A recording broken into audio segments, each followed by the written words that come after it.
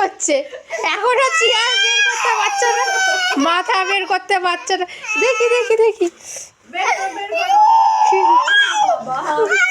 বের করে বের করে এদিকে আয়, এদিকে আয়। ওরে বাবা কি অবস্থা কি করেছে তাহলে দেখো।